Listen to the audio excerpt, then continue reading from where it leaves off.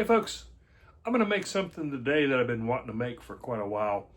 Last year I bought this Campbell's cream of bacon soup, and normally I don't like these kind of soups with bacon, like the Campbell's bean and bacon. I can't stand. It just has that artificial smoke flavor and it's terrible. But I had this for lunch one day and it was really good. I was really surprised. It had a really good natural bacon flavor. It was very creamy. There's bits of bacon in it. And I couldn't help but think when I was eating it, this would make a really good clam chowder. So that's what I'm going to make today. I'm going to make clam chowder using the Campbell's cream of bacon soup as a base. Here's how I'm going to put it together, and then stay tuned and I'll give it a taste test. Okay, here's the can of the cream of bacon, Campbell's soup. And now I'm going to add a can full of half and half, so that's 10.5 ounces. It says you could use water or milk. I wanted this to be really creamy, so I used half and half. And then a 15-ounce can of diced potatoes. I've used these in the past for a quick and easy potato salad, and they work great, so I'm like, why not? This will be great in the clam chowder. And then this is a 6.5-ounce can of minced, or chopped, actually chopped. You can get minced or chopped. I thought that the chopped would have better texture because they're bigger.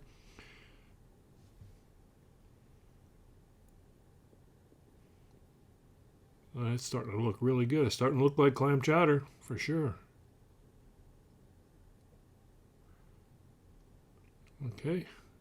I'm going to start with a tablespoon of the clam juice that was in the can with the clams. I can adjust that. And then I've got a half a teaspoon of Old Bay seasoning. You could add more if you really wanted more of the Old Bay, but I wanted to start with half teaspoon. Okay, I'm just going to bring this up to a simmer. Now we got it at a simmer. And it's looking and smelling good. Let's give it a taste test. See if we need to add anything.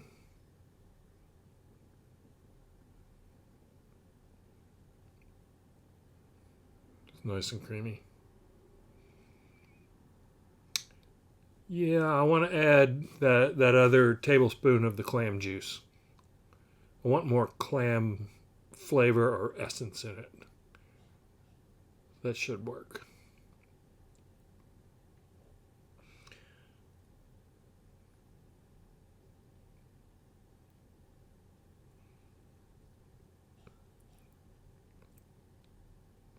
Give it a taste.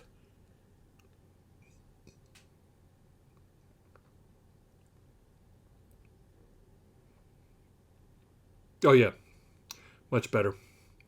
The two tablespoons of clam juice is really good.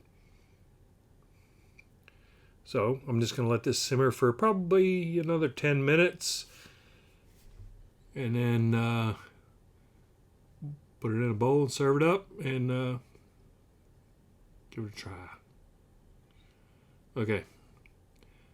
It's been 10 minutes. I'm going to turn off the heat.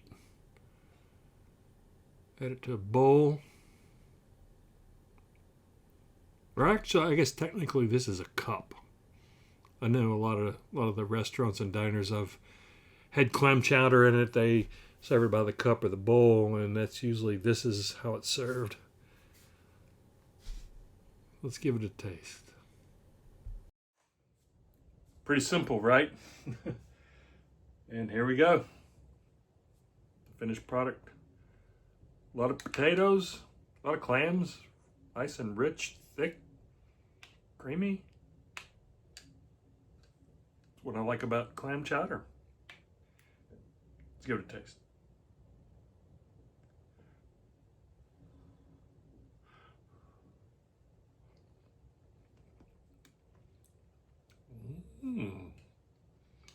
Definitely need another bite. Get a big clam there.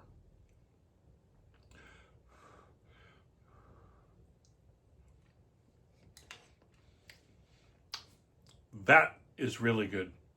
I gotta say, that is some really good clam chowder, folks. I'm not kidding.